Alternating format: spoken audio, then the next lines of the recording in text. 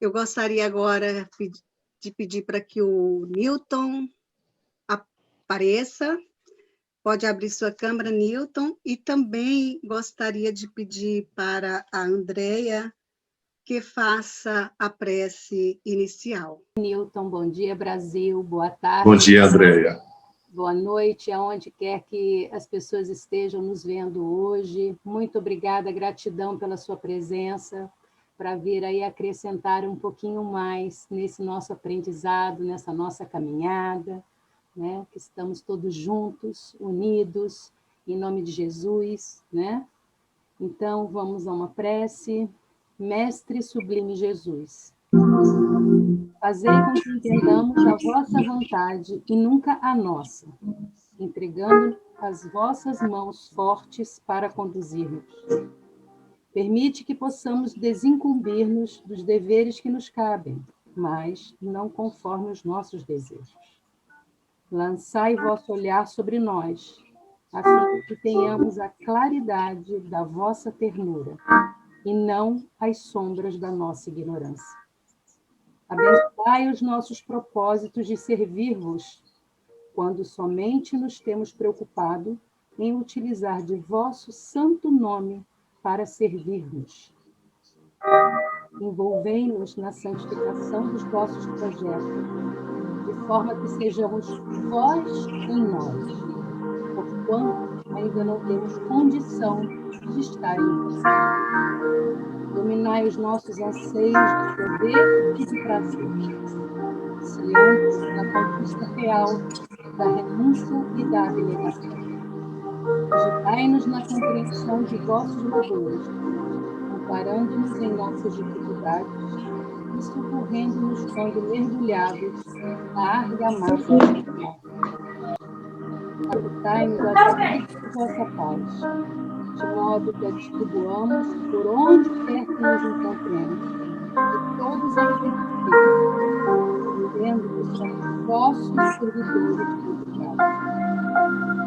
Que a morte destituiu-nos a vida gloriosa para continuarmos a trajetória de iluminação, favorecei-nos com sabedoria para o êxito da viagem de ascensão, mesmo que tenhamos que mergulhar muitas vezes nas sombras da matéria, conduzindo, porém, a busca do vosso afável coração a concluir divino. Senhor, intercedei junto ao Pai Todo-Poderoso de amor, por vossos irmãos da retaguarda, que somos quase todos nós, os transfugas do dever. Que assim seja. Ô Milton, querida, é um prazer te conhecer virtualmente. Alegria nossa, prazer nosso, para falar desse tema tão grave, né, Nilda? Você tinha exposto para mim algumas situações relacionadas com a desistência, né, a deserção que algumas pessoas têm tido em relação à vida, em relação à sua existência corpórea na Terra. Pois é, querida. Sobre a vida, a gente vai falar, né, sobre a valorização da vida. Exatamente. Newton, eu acredito que todos já conheçam o médium Newton, né? Mas eu gostaria de saber de você. Alguns te conhecem, virtualmente também. A gente vai lá na internet, pesquisa, tem tudo lá, o seu currículo fantástico. Mas eu gostaria, assim, de saber um pouquinho do rapaz Newton. Quem é o Newton? Nascido de quem? Onde? Esse professor de história pode falar um pouco da história com H maiúsculo do ser Newton, na sua experiência nessa carne, nessa existência, em menos assim de 4 minutos, para a gente aproveitar a sua palestra? Bom, só você pode falar desse ser e revelar um pouco. Nós somos grandes devedores da misericórdia divina que nos aceitou sobre a face da terra, mesmo diante de tantas dívidas reencarnatórias que nós carregamos em relação ao nosso passado espiritual. E não foi fácil nascer na Terra, houve a intenção do aborto, não é? Mas uma tia de minha mãe contribuiu para a sua desistência nesse sentido. Depois, aos 2 anos de idade, eu tomei uns comprimidos que a mamãe usava, que eram comprimidos controlados, e eu tomei apenas 32 comprimidos, ou seja, talvez eu tenha sido um suicida de outra encarnação. Eu tomei achando que era bombom, porque a mamãe sempre chegava do centro da cidade trazendo alguma coisa para a gente. E isso me fez ficar hospitalizado durante muitos meses.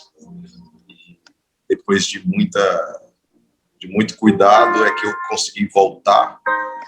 Não voltei muito normal, digamos assim. Meus irmãos brincam comigo.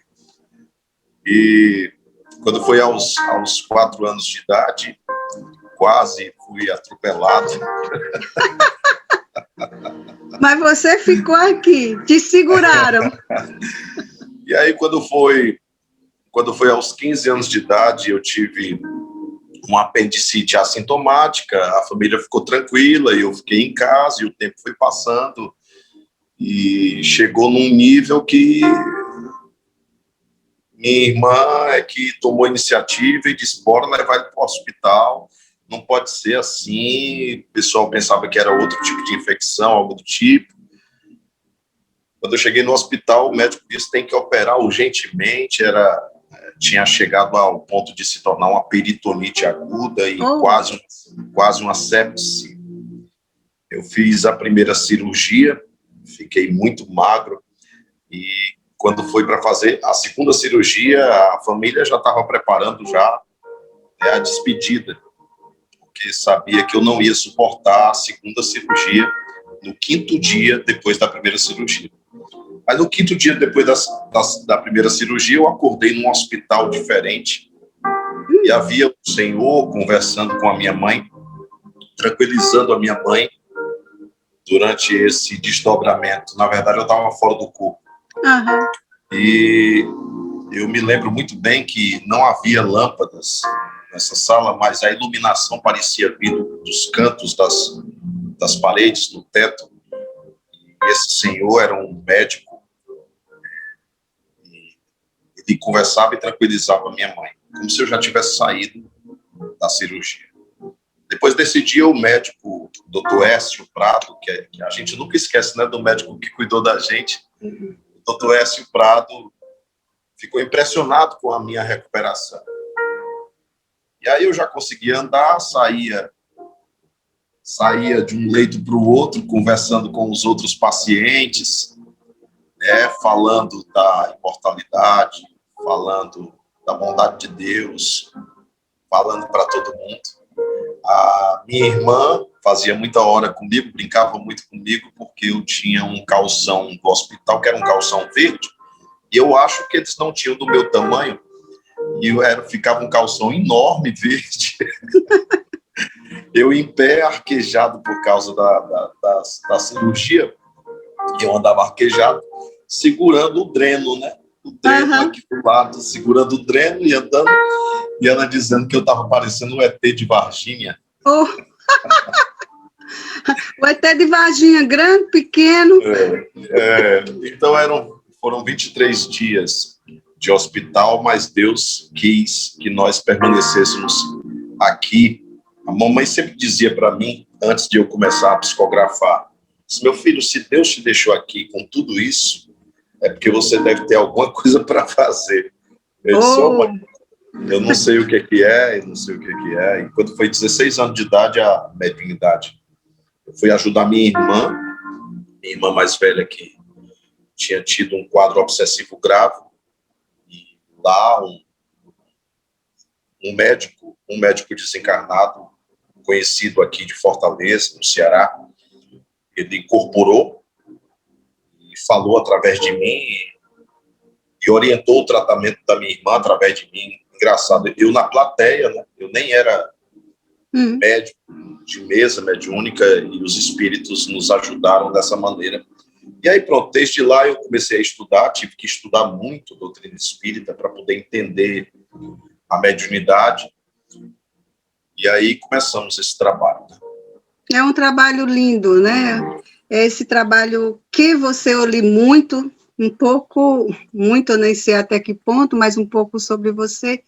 E esse trabalho que você também, coincidentemente, não existe coincidência, que você faz também com os suicidas, né? Isso eu achei assim, como a espiritualidade trabalha, a gente está em busca de palestrante para nos trazer esse tema a pedido da espiritualidade, porque no momento passamos a perceber que não só existe uma pandemia de um vírus, existe uma outra que talvez já existisse e não estava aos nossos olhos tão claro, então a gente já estávamos acomodados assim, com a situação, alguém se suicidou e pronto, e suicida passa também a ser um tema um pouco preconceituoso, ainda com tabu, não se fala claramente, né, sobre o tema, é muito assim ainda um tema complicado, pelo menos aos meus olhos.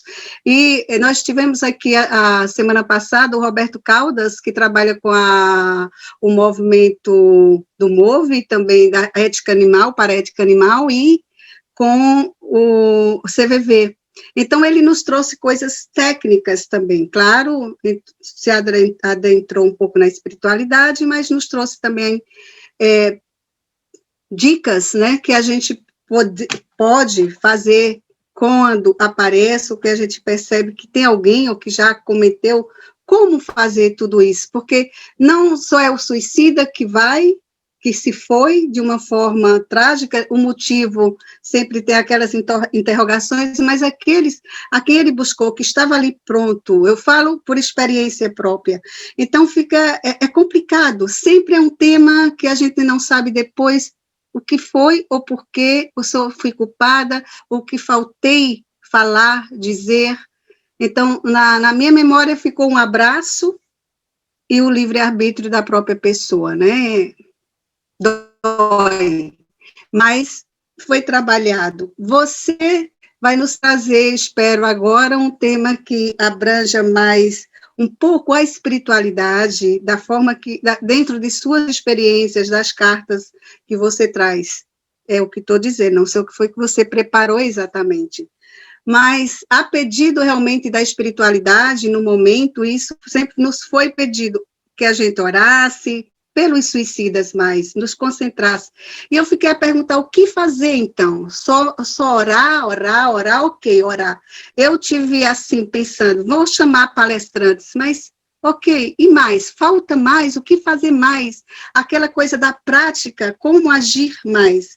É isso aí, o Newton, eu vou te deixar agora com a fala, não vou tomar mais o tempo das pessoas que estão aí, que querem te ouvir. Mas fica aqui já um pouco do meu sentimento, e boa sorte, meu querido, a telinha é sua, a fala é sua agora. Fica com Deus, que os Espíritos te iluminem agora. Tudo bem, Nilda. Eu peço que a gente possa ter um espaço para interagir, caso haja perguntas no final, tá bom? Ai, ótimo, é até bom. Eu gostaria também que você determine o seu próprio tempo, tá? Não espere que eu diga, Nilton, o tempo acabou, chegou, não. Você eu vou falar, eu não vou falar muito. Vou fazer algumas colocações para provocar esse debate entre a gente, porque eu acredito que a pergunta das pessoas também é inspirada, então vai ajudar outras pessoas também, e é importante chegar junto desses dilemas de cada um. Tá bem, querido. Tá bom? Mais uma vez, eu vou pedir para as pessoas, por gentileza, desligar os microfones e, se possível, também as câmeras, para que a nossa figura aí principal, Newton, esteja totalmente livre para ele tudo e não haja nenhuma interferência. Boa sorte, Newton. Não estranhe não. Eu coloquei uma musiquinha de fundo, assim, só para dar aquele clima, tá? Tá bem, estou percebendo. Newton, boa tarde, Newton, desculpe, tá? Interferindo. Oi, Helena. Oi, tudo bem? Oi, Helena. Olha, bem? O pessoal está pedindo, está achando o som um pouquinho alto, que eu estou vendo aqui, visualizando, tá? Talvez abaixar um pouquinho. Baixou? E agora baixou? Baixou. Pronto. Agora baixou. O pessoal pediu um pouquinho, porque tem um sonzinho que fica bem agudo, sabe? Certo. Ok, depois a gente se fala, então. Tá Agora bom, deixa a palavra obrigado. com você, tá? Obrigado. Um abraço, tá? Um abraço. Tchau. Tchau. Então, minhas irmãs, meus irmãos, todos nós sobre a face da Terra, nós trazemos em nosso interior um senso de busca de importância, um senso de busca de sentido, um senso de busca de objetivo. Nós precisamos nos sentir úteis. Todo e qualquer ser humano tem esse grito dentro dele. E essa busca de senso de importância, de sentido ou de utilidade, move a vontade e move a essência da nossa própria existência sobre a face da Terra. Estrutura a nossa existência sobre a face da Terra, porque é a partir disso que nos sentimos existentes. Quando algum olhar se dirige a nós, quando algum amor se projeta em nós, quando alguma afetividade nos cerca. Então, a primeira coisa que precisamos olhar, observar com muito carinho em nós é esse ideal que nós carregamos desse senso de importância, desse senso de utilidade, desse senso de sentido existencial. Mas isso também se torna um problema. Ao mesmo tempo que isso se torna um impulso para as nossas realizações, ao mesmo tempo que isso se torna uma mola propulsora dos nossos relacionamentos, dos nossos alcances, das nossas metas a serem atingidas, da nossa busca de status, da nossa busca de posicionamento, da nossa busca de ser alguém na vida, ao mesmo tempo que isso pode nos mobilizar ao processo evolutivo, à expansão consciencial, enfim, ao mesmo tempo que isso tem o seu lado bom, isso também pode ter um lado destrutivo se o nosso olhar estiver dirigido apenas à matéria. Como assim? Se eu quero uma afetividade específica e eu não tenho a correspondência dessa afetividade específica, meu mundo também desaba. Se eu quero determinada realização num campo profissional e não alcanço essa realização, meu mundo também desaba.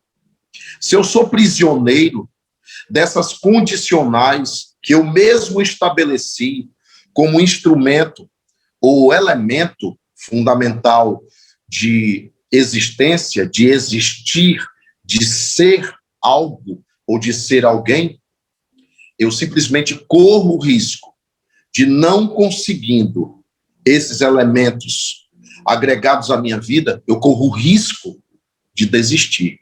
Eu corro o risco de me matar.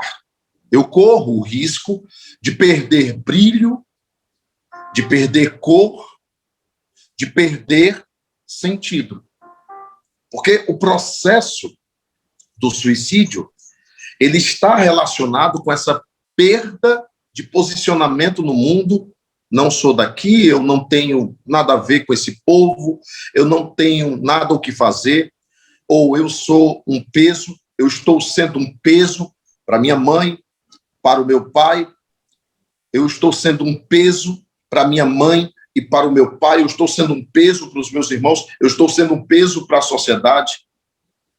Isso tem a ver também com uma disfunção do olhar sobre mim mesmo. Muitas vezes, algumas pessoas são extremamente maravilhosas, mas elas não se sentem maravilhosas. Algumas pessoas são extremamente incríveis, mas elas não se sentem incríveis. Algumas vozes parecem ecoar na acústica de sua mente, como se ela não prestasse, como se ela não existisse seria melhor, como se ela desaparecesse, as coisas correriam bem. Então, existe uma disfunção de olhar sobre nós mesmos. Existe uma pouca percepção a respeito de nós mesmos.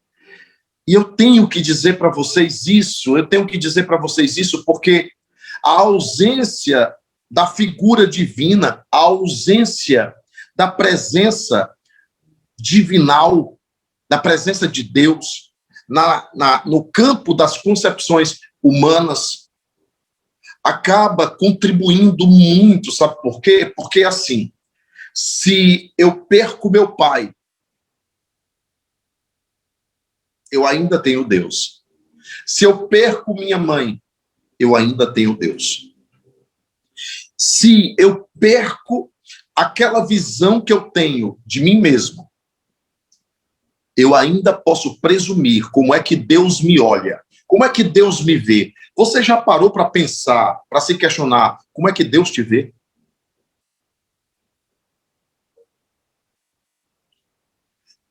E se Deus é bom, e eu acredito que a maioria esmagadora das filosofias religiosas ensina que Deus é todo-poderoso, que Deus é onisciente, que Deus é onipresente, mas que Deus é bom, que Deus é amor, que Deus é espírito, que Deus simplesmente é justiça, mas Deus também é misericórdia. Então, a partir desses atributos que nós imaginamos em relação a Deus, porque é uma visão humana que não alcança a realidade do que é o divino, mas do que é o eterno. Mas se eu presumo essas, aspas, qualidades, esses atributos a Deus, eu preciso perceber como é que ele me vê. Por mais que eu erre, por mais que eu falhe, por mais que eu me desvie, por mais que eu muitas vezes seja teimoso, por mais que eu não tenha todas as qualidades do mundo, por mais que eu não seja uma pessoa que atinja sempre a excelência em tudo, Deus me ama, Deus me vê, Deus me acolhe, Deus me enxerga, Deus me valoriza, Deus sabe o quanto eu sou especial. Porque fui criado por Ele e nele. Se consultarmos Gênesis, vamos ver que fomos criados nele e dele. Então imagina, por que Jesus ficava dizendo para a gente amar o próximo?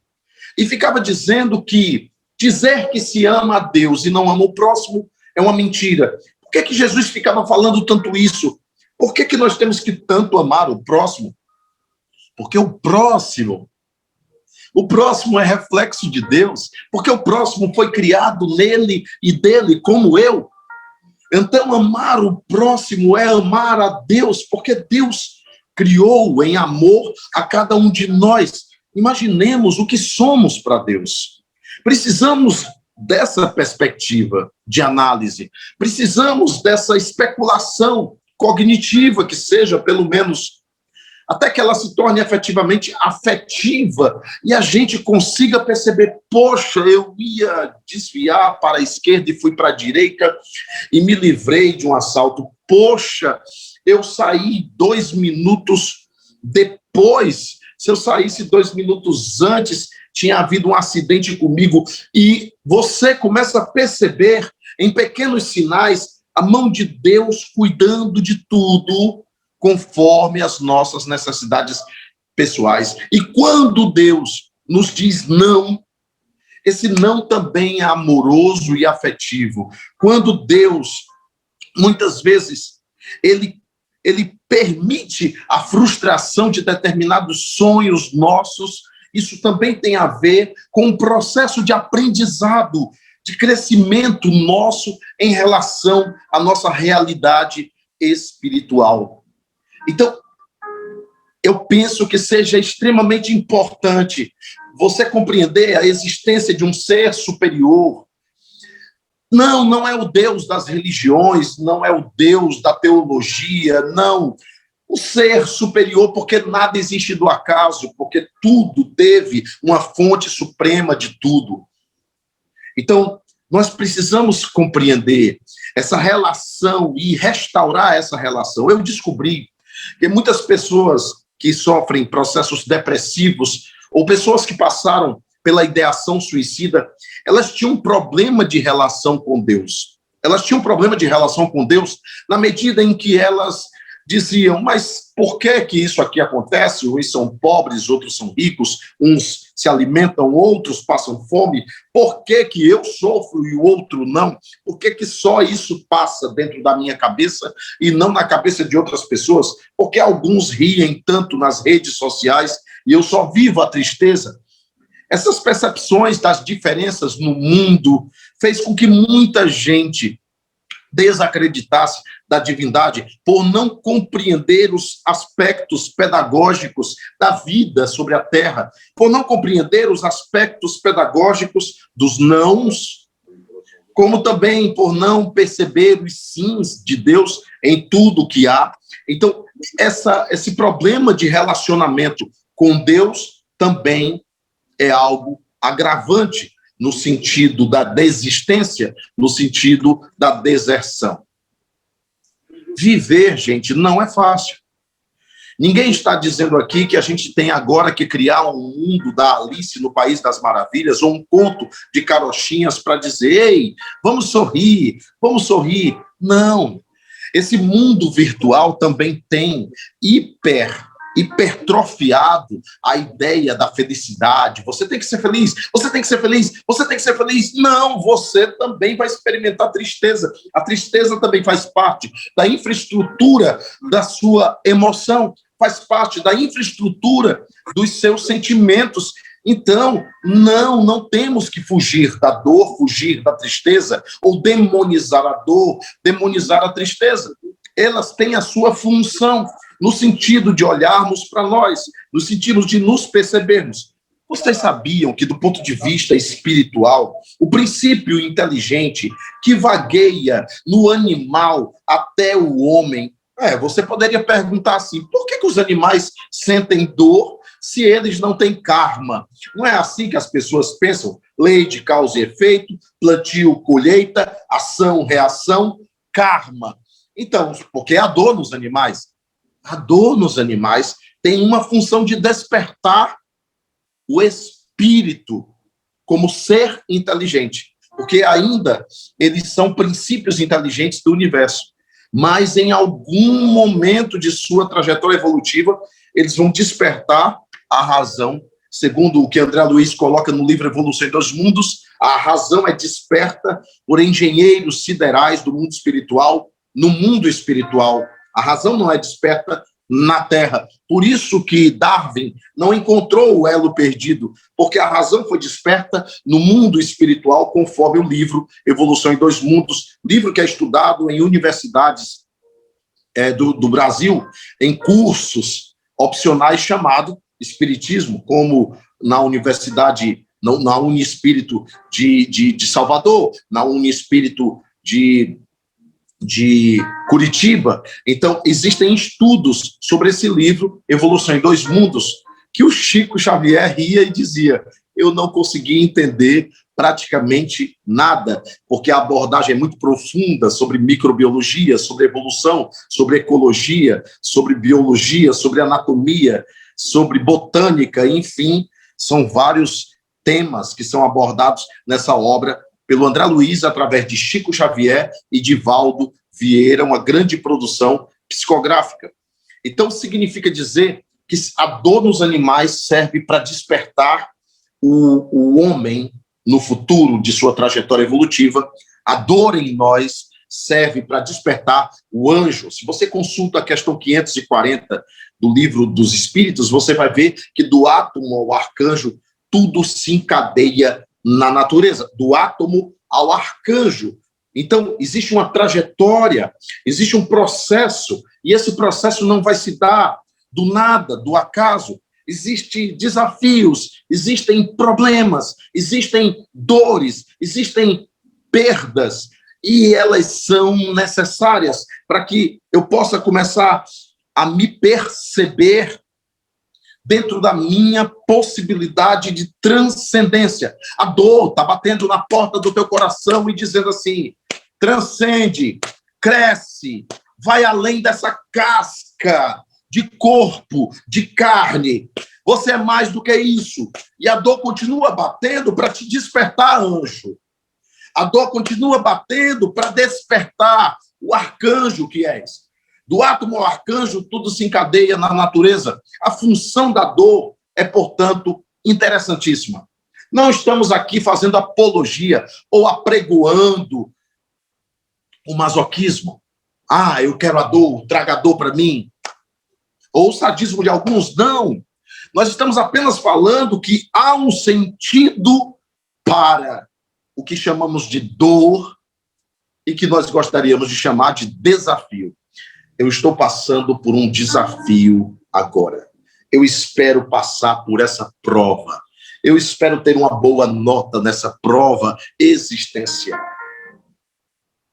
Existem questões que são realmente de base psiquiátrica. Normalmente, quando fomos obsessores de alguém do mundo espiritual, a gente obsidiava alguém no plano terreno.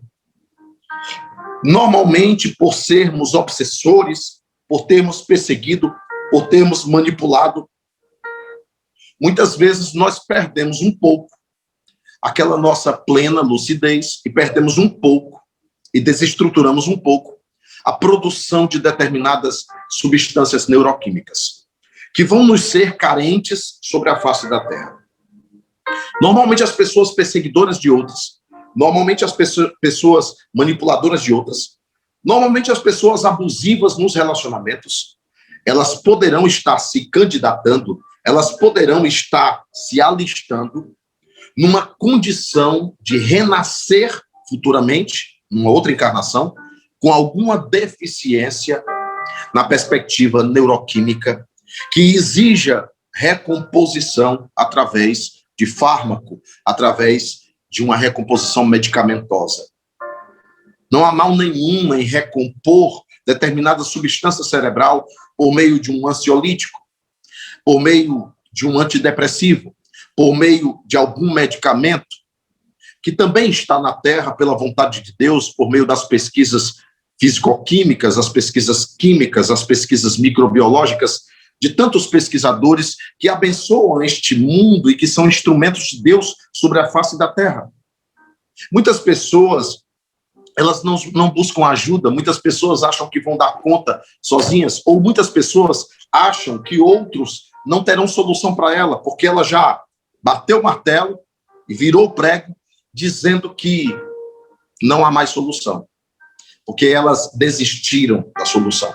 O suicida está querendo matar essa dor, mas eu preciso comunicar a vocês, em nome da verdade, eu preciso falar para vocês como médium, que já entrou em contato com suicidas variados, eu preciso dizer para vocês que por maior que seja a dor na Terra, por maior que seja o teu sofrimento na Terra, a dívida que você não consegue pagar, a pobreza, a fome ou a miséria, a perda de uma pessoa amada, o abandono, a traição, seja o que for, se a sua dor for a maior dor sobre a face da Terra, eu te direi como médium que vê espíritos, que entra em contato com espíritos, que psicografa a autoria desses espíritos no papel, eu tenho que dizer para você, existe dor maior. Existe uma dor maior do outro lado. Existe uma dor maior do outro lado. E o problema, ele tem a ver com uma infraestrutura da nossa existência. O problema não é Deus, o problema não é Deus, não é a falta de misericórdia de Deus, não, o problema não é Deus, o problema tem a ver com uma infraestrutura da qual nós fomos formados. Existe um combustível da vida física chamado princípio vital. Esse princípio vital, ele tem uma durabilidade. No corpo ou fora do corpo, ele tem uma durabilidade. ele é intrínseco ao meu corpo, como é intrínseco ao meu corpo espiritual. Ele permanece em mim. Então, usando a minha situação, se eu me cuidar bem, eu vou até os 86 anos de idade, segundo o que os espíritos me revelaram. Então, eu estou com 48 anos de idade atualmente. Então, é só fazer as contas do que me resta. Quer dizer que eu tenho um princípio vital para isso que me resta. O problema é o princípio vital. Porque o princípio vital faz com que eu continue ligado ao corpo físico. Mas se eu continuar ligado ao corpo físico, com o corpo físico se desestruturando, isso realmente causa grande sofrimento no mundo espiritual. Se eu continuar ligado ao corpo físico, com o corpo físico desequilibrado, por alguma situação que eu tenha desferido contra mim mesmo, isso repercute na alma. Repercute na alma. Então, a maior ilusão e a maior alienação da criatura humana sobre a face da Terra é achar que é só corpo. Essa é a maior alienação. Tem gente que anda pensando que a minha maior alienação é a alienação de classe, a maior alienação é a alienação da mídia, a maior alienação... Não, a maior alienação é eu olhar no espelho e pensar que sou isso aqui. Que sou isso aqui. Mas eu não sou isso aqui, isso é só a casca. Isso aqui é só a cobertura, tá?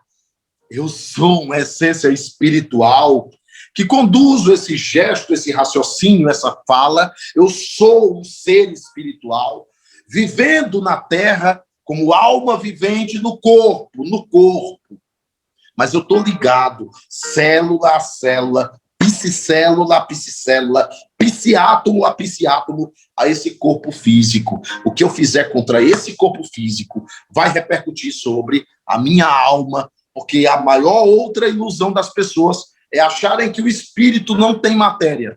Eis o problema. E aí as pessoas não entendem por que o espírito incorpora um médium e fala de seu sofrimento, de sua dor, do que está passando. E não adianta dizer para ele, olha, você não está sentindo dor, é só uma ilusão. Não adianta, porque ele está ligado ainda à esfera da sua materialidade corpórea. Eis o problema, eis o grande problema, que é um problema fisiobio-psíquico relacionado com o suicídio, com a desistência do corpo físico. Mas uma coisa é certa. Nós precisamos entender que nós podemos continuar ajudando a quem já partiu desse modo, sabia? A oração é um alívio imenso. Espíritos já me visitaram e disseram obrigado por ter orado por mim, porque a oração é uma luz para eles. A oração alivia os dramas que eles têm que encarar, porque ninguém foge de si mesmo. Eles estavam querendo fugir também de si próprios, mas ninguém foge de si mesmo. Nós nos carregamos para onde vamos. É como um homem que disse assim, rapaz, eu fiz ali um retiro, senti tanta paz no retiro, mas quando voltei para a cidade eu perdi a paz. Ou seja, você nunca teve paz. Você apenas artificializou a paz no entorno de você. Você criou artifícios visuais e de sensações para sentir essa paz. Mas, na verdade, você nunca teve paz. Você só tem paz. E aí eu vi a paz num quadro, numa pintura. Numa pintura. Era uma pintura de um pássaro muito pequeno. E esse pássaro ficou numa brecha de uma rocha, escondidinho, e a tempestade truando, e o pássaro lá sereno. Aquilo era paz. Paz é quando a gente atravessa a tempestade. Paz é quando a gente consegue experimentar a companhia daquele que é capaz de parar a tempestade e é senhor até do vento. Como era o caso de Jesus naquela barca com os discípulos. E os discípulos apavorados. Somos nós. todo sopro de dor, mínimo ou máximo que seja, nós nos apavoramos. E Jesus estava dormindo. Quer maior exemplo de tranquilidade do que a pessoa estar dormindo? Jesus estava tranquilo, dormindo. Jesus até se agasta porque acordaram ele. Ele estava dormindo. Então ele, com a simples palavra, acalma o vento. Com a simples palavra, acalma a tempestade.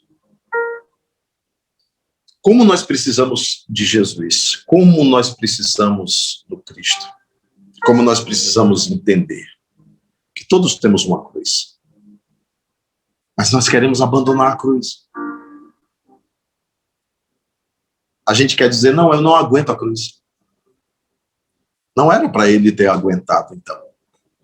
Não era para ele ter aceito, então, porque nem merecia. Segundo os espíritos, Jesus foi o espírito mais puro que pisou a terra.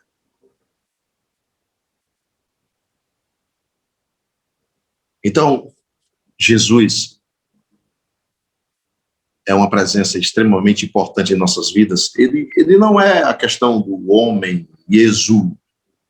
Eu estou falando do Jesus, evangelho corporificado. Como a gente precisa desse evangelho no coração. Como esse exercício vai nos fortalecer a musculatura psicológica para enfrentar o que ainda vamos viver e passar. Nós ainda vamos passar por tanta coisa. Hoje é essa pandemia, mas nós ainda vamos passar por outras provações individuais e coletivas, porque viver na Terra tem a ver com isso. Algumas novelas criaram uma situação tão romântica para uma mulher tendo um filho. Uma mulher tendo um filho grita. Uma mulher tendo um filho dói. Uma mulher tendo filho se espreme toda. Uma mulher tendo filho, ela sente dores. Mas algumas novelas colocam mulheres tendo filho sorrindo. Por que é? Por que é que a gente demoniza tanto a dor? Nós precisamos aprender a conviver com essa companheira. Sofrimento, dor, desafio, barreira, perda. Nós precisamos aprender a conviver e perguntar para ela, e aí, qual é a mensagem dessa vez? E aí, qual é a lição dessa vez? E aí, o que é que você quer me dizer? Senhora, dor. Mas, ao mesmo tempo, a gente precisa perceber que tem ali a dor, mas tem ali a alegria. Um espírito muito caro ao nosso coração, um espírito muito caro ao Brasil, um espírito muito caro à mediunidade. Um dia me contou uma história dizendo que a fila estava muito grande, que a dona Tristeza sentou-se diante dele. E a dona Tristeza começou a chorar, e a dona Tristeza começou a debulhar todo o seu rosário de problemas e de traições que sofreu, frustrações, e ela não parava de falar, e eu fiquei ouvindo, e já tinham passado ali 1 minuto, 2 minutos, e a fila estava grande. Então eu olhei para a dona Tristeza e disse, dona Tristeza, por favor, não me leve a mal, mas eu reservei para cada pessoa 2 minutos de fala, para que a gente possa objetivar o nosso aprendizado. Dona Tristeza, eu queria novamente conversar convosco, mas eu queria que a senhora observasse bem que na fila tem a Dona Esperança. Seria interessante a senhora escutá-la quando ela sentar aqui para conversar. E na fila também tem a Dona Fé. A senhora conhece a Dona Fé, Dona Tristeza? A Dona Tristeza balançou a cabeça dizendo que não. Mas Dona Tristeza também tem na fila a Dona Perseverança. E a Dona Caridade está ansiosa para sentar-se aqui à minha frente para me propor muitas ações em favor dos meus semelhantes. Oh, Dona Tristeza, não me leve a mal, mas eu não posso dispor de mais tempo para a senhora. Então a gente percebe que muitas vezes a gente dispõe de tempo demais para a tristeza, de culto demais para a dor. A gente cultua a dor quando a gente tem que cultuar a Deus. Cultuar a Deus. E somente a Deus. Mas a gente cultua a dor. E às vezes quer fazer da dor um troféu. É sério. É verdade. A minha dor é maior. Ei, olha aqui a minha dor. A minha dor é maior. Olha aqui como eu sofro. O meu sofrimento é maior do que todo e qualquer outro sofrimento. Não vamos reduzir tudo ao espiritual, tá? Existem psiquiatras, existem psicólogos, e os tratamentos paralelos e conjuntos são extremamente interessantes.